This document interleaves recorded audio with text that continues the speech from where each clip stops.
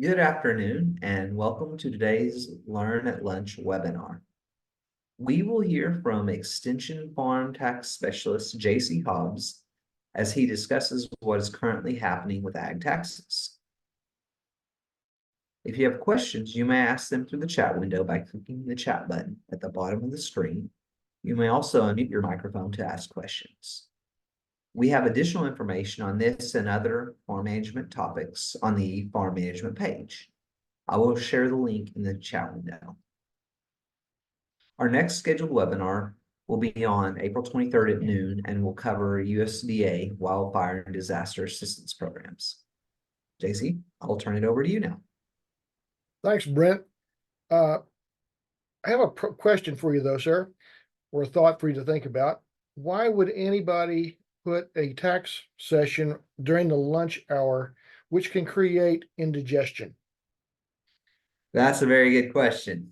Okay, so what we're going to talk about, basically, Brent asked me to discuss what's happening with ag taxes, and there's quite a few things, but what I tried to pick out here are the main questions that I've been getting for about the last 6 months concerning what changes are currently happening and what we can expect when the Tax Cuts and Jobs Act sunsets in basically as of January 1, 2026. So the topics we'll get into today basically are the big ones: the special depreciation allowance, bonus depreciation, where it's at, where it's going, the 179 expense election or expense deduction, as it impacts depreciation that we take on the farm, qualified business income deduction. Most of us don't really think too much about this, but something to consider, maybe to talk about as we begin the process of phasing out the Tax Cuts and Jobs Act pieces. The estate tax exemption, which is a big question that I get a lot of questions on because of the fact that it's supposed to be cut in half. So the Tax Cuts and Jobs Act doubled it. It's supposed to go back to half of what it was, or it'll be cut in half starting January 1 of 2026. And then we'll talk about the standard deduction and itemized deductions, which are also going to be impacted. And then the personal exemption that was basically suspended, and it will come back again in 2026. So these are the big items that we're going to be hitting upon, and we'll cover these fairly quickly. So when we talk about the special depreciation allowance, it's also referred to as bonus depreciation. It's been around many, many years. It was started in 2008. It went through a cycle that was pretty much was ready to die out and was brought back. It was about to die out again, and the Tax Cuts and Jobs Act brought it back. What it is, when it's in the early years, you were allowed to take 100% bonus depreciation on the purchase of new or used property that was put into service that year. So it has to be purchased and placed in service in the year. And then early on, this was decided to use this to stimulate the economy, get businesses to develop. And over time, it's supposed to phase out. Well, for 2024, it's phasing down again. Last year, 2023, it was 80%. 2022 and prior was 100%. So we were allowed to take 100% of the purchase price of those assets and we place them in service as a depreciation deduction. 2027, those items are supposed to sunset and goes away. And we'll talk about where Congress currently sits on that. So again, new or used property placed in service during the tax year. So here's a quick example. We've got a $100,000 tractor that we purchased in 2024. The amount of the bonus depreciation that's going to be allowed this year will be 60% of the $100,000, or 60%. Now, we also get to take the remaining $40,000, and use a standard or normal depreciation factor for 2024, which is 20%, if we're using the maker's double declining balance. So our total depreciation that would be allowed in 2024, we're using both the bonus and the allowable maker's depreciation, gets us to a total of $68,000. So we still got about $32,000 of depreciation that's sitting there. It's going to be taken care of in the future. So future years, the next 5 years. Now, where do we stand on this thing? Well, legislation was brought up or was presented, and it was started in the House of Representatives, and it was going to reinstate 100% bonus for 2024. Also, it was going to be retroactive to 2023. Well, it passed the House. It has stalled in the Senate, and as of right now, nothing has happened to bring back 100% bonus depreciation for 2024. So where we're at right now is we're going to be using the 60% rule for this year. 2025 it goes to 40, 2026 it goes to 20, and then sunsets for anything purchased in 2027. So be prepared. We'll talk about some tax management issues here in just a moment. So the 179 deduction. Now, this has been around a very long time. It's come about in 1986 or 87, somewhere in that vicinity. What it was, again, designed to do was stimulate the economy. And over time, the allowable amount that we could write off has gone up from $25,000 to the current year, which is $1,220,000 deduction limit for qualifying equipment, machinery, etc. So if we buy a new machine, we're allowed, or machinery, more than one piece, buy several, as long as that amount stays below or stays at or below 1,220,000, we can write it off on our tax return in 2024. Now, if we get above that, then we start phasing it out. So if we go above the 1,220,000, then we start phasing it out dollar for dollar up to 3,050,000. Once we reach that point, we're no longer allowed to use the expensing election. So there is a phase out of the threshold. There's also an investment limitation that's required here, or a limitation that's set up basically the amount of taxable income. So depending upon how much taxable income we have, business taxable income, that's what it should read, that amount has hit that level, or that's where it's capped. So example, we have that $100,000 tractor that we talked about in the prior situation with bonus. If we purchase a $100,000 tractor, we can write it all off this year, $100,000, if our taxable income, business taxable income, is $100,000 or more. So bonus depreciation works a little differently. The expense deduction or expense election is limited to taxable income. In other words, it cannot create a net operating loss or a loss on the tax return. So consequently, there's some limitations here as well.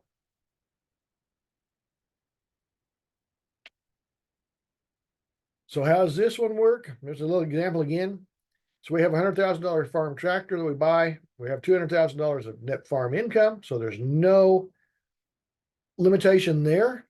So the expensing amount that we're allowed is $100,000. Now remember, we compare this to bonus at only $68,000 was allowed in 2024. That $32,000 difference sits there. Again, it's not lost. So the remaining $32,000, you're allowed to take that as depreciation deduction over the next 5 years. And then what we really need to think about is, where do we expect taxable income to be in the next few years? If we expect our taxable income to be rising, we might want to go ahead and use the bonus and have a little more depreciation for those years. If we think our taxable income will start coming down, then we might want to use the 179 expensing, write it all off, and then see what kind of situation we have for the future. So in terms of the tax management that's allowed. So what you will need to be doing as we start looking at this 60% and next year 40 and 20, tax management evaluation of the best depreciation methods will be needed to, again, remember that our tax management desire is not to minimize taxes, but it's to maximize after-tax net income over the life of the business.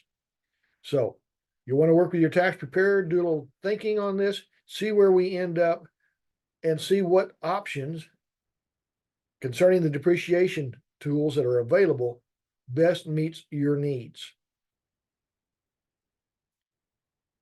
Now, one thing to remember, and your tax preparer knows this, quick reminder, where the presumption is the bonus depreciation is used unless the taxpayer elects not to use it. So if you make no decision on the tax return, bonus depreciation is assumed to be used and the calculations accordingly. Then the regular maker's depreciation is then used unless we decide that we're going to use 179. So the 179 expensing rules deduction, it is an election that has to be made on the tax return in order to utilize it. And again, lastly, tax planning, it's going to be changing. We're going to have to be doing some thinking until that bonus depreciation sunsets. So you'll need to work with your tax preparer to determine the best tax management option, and be prepared that Congress could act and change the bonus depreciation. If so, I will make that information available. But as of right now, there's no indication that anything is changing in the realm of the bonus depreciation rules. And 179 is going to continue the way it is. It's going to, it gets inflation adjusted every year. So those numbers will increase over time. Another area that's getting ready to sunset as well. In 2017, the Tax Cuts and Jobs Act reduced the corporate tax rate from 35 to 21%. So the maximum corporate tax rate is 21% and has been made permanent. But what was determined at that time that was an injustice for other businesses such as sole proprietorships, partnerships, and S corporations, which are referred to as pass-through entities in the tax law. So what that means is the tax benefit or the taxable implications of a sole proprietorship, a partnership, or an S corp flows back to the individuals that are operating or owning that particular business. So all the income items, the expense items, all the benefits transfer back to the sole proprietorship, partnership, S corp, to that individual return. And it was decided that given the fact that the upper tax bracket for individuals was about 37, and at that time was about 39, but we did back it off.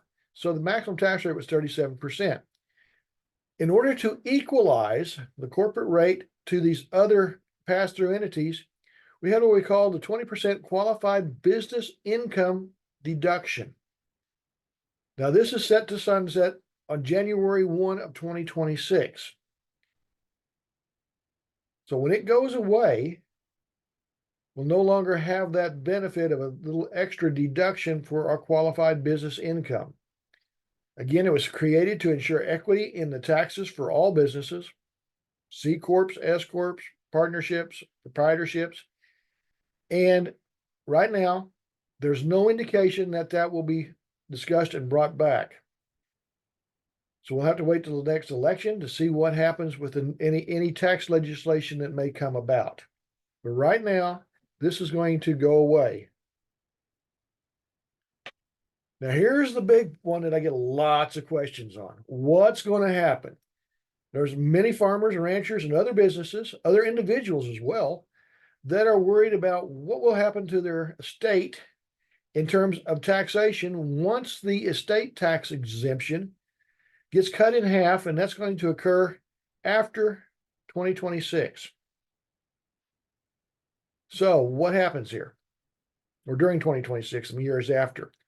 So the estate tax exemption right now, as of this year for 2024, an individual passing can essentially protect $13,610,000 of their estate from estate taxes federally. $13,610,000 per person. Now, this amount is adjusted annually for inflation. The current rules for portability is going to be maintained from now through the end of, until that law changes. Portability is, what that means is a deceased spouse's unused exemption can be then carried forward and used by the surviving spouse. So in 2024, I pass away and my estate is worth $7 million. I can then have my person or the person assigned that's going to do my estate planning for me or my estate work for me, my executor, administrator, trustee, makes the election to apply the exemption or the deceased spouse's unused exemption rules.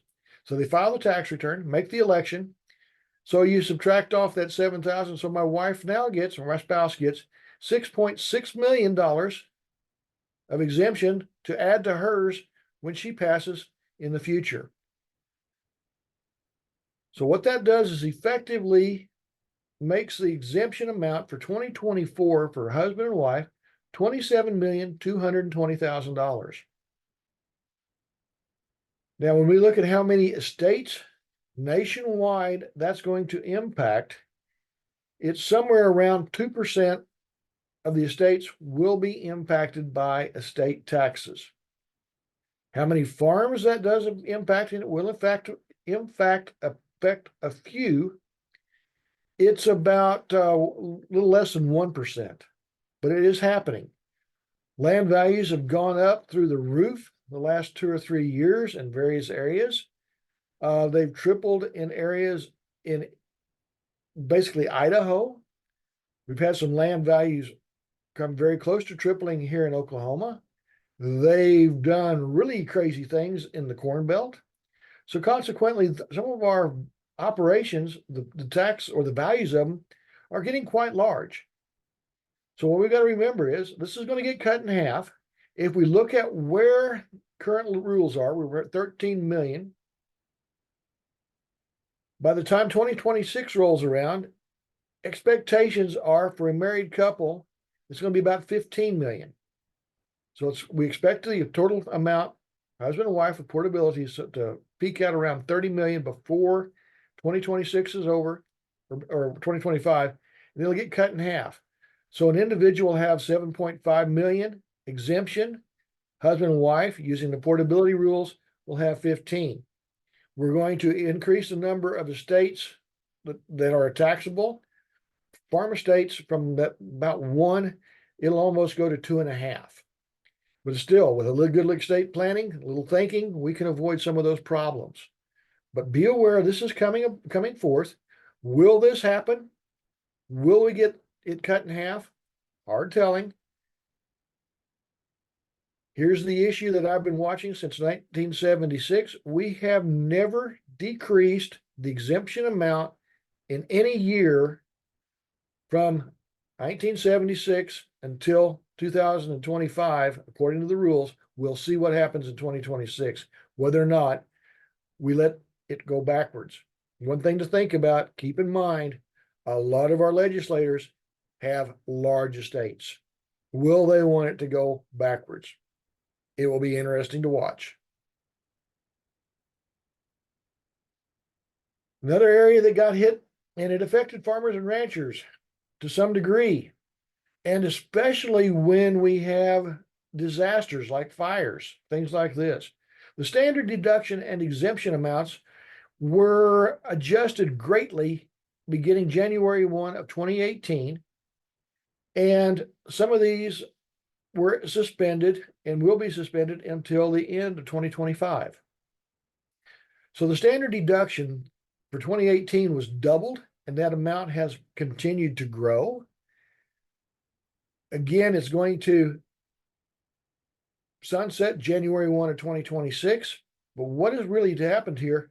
The standard deduction, by doubling, we lost a lot of normal deductions that farmers and ranchers took advantage of. We call those the 2% floor deductions. For example, if you lost your home due to a fire and that area was not in a federally declared disaster area, under current rules, that is a the deductible expense is gone. Standard deduction, so an itemized deduction for that loss, it does not exist.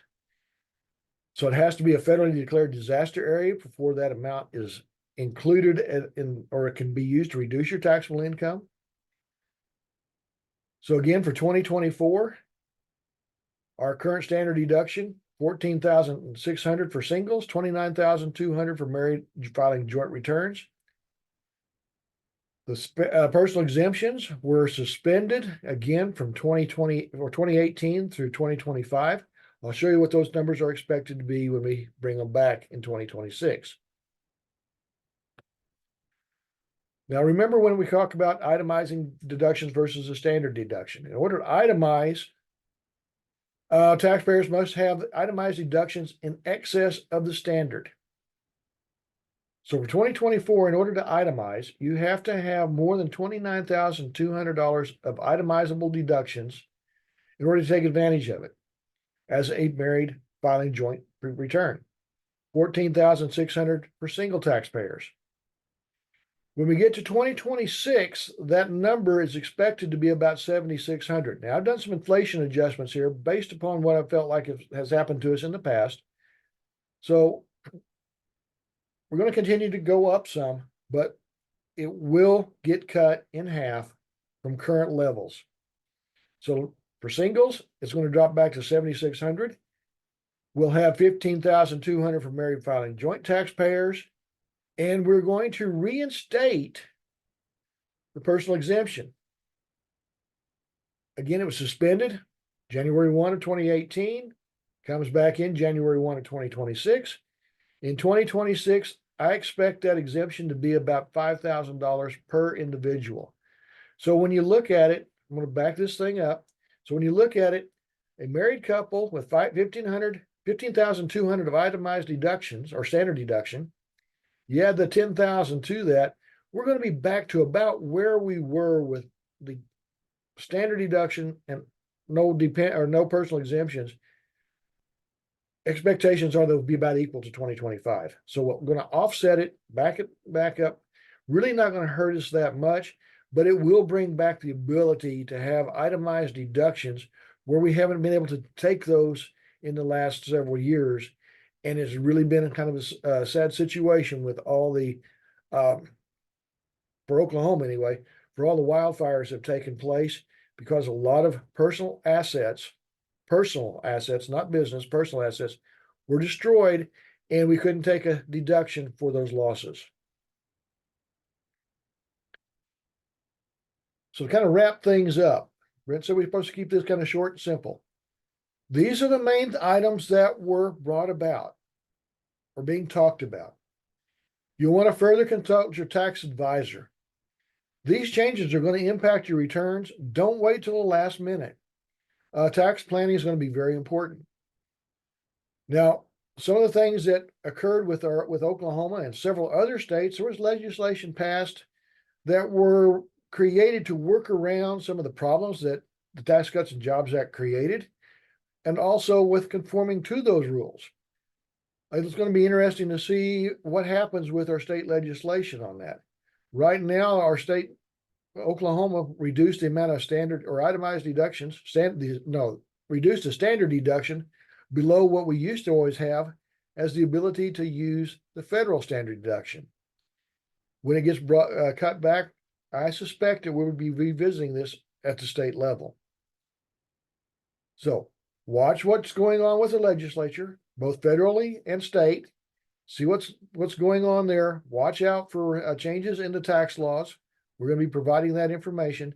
But right now, I do not see anything coming forth in terms of major tax legislation between now and the elections this fall. But I could be wrong, and I have been wrong before.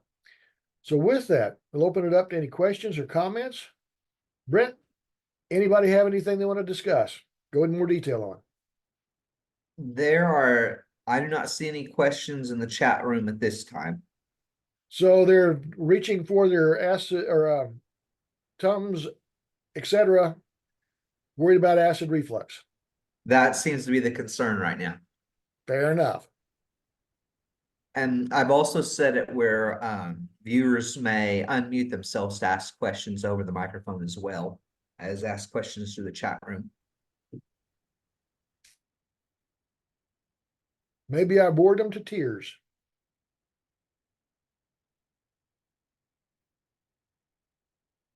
Here's my contact information as well. If you don't want to ask a question now and you want to email it, that's the safest way, is to email me the question. I'll be happy to answer it, or email it to Brent and he'll forward it to me and we will get your question answered.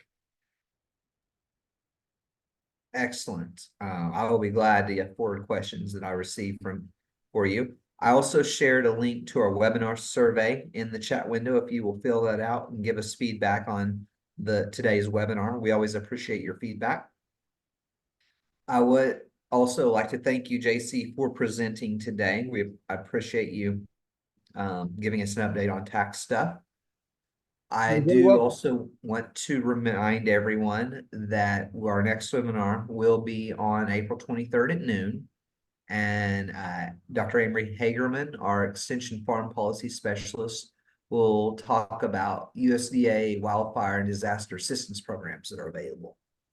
So we hope to see you then. So I'm not seeing or hearing any other questions. So if there's nothing else, I'm going to wrap up the webinar. Thank you, everyone, for joining us today, and we will see you on April 23rd at noon. Thank you very much for attending.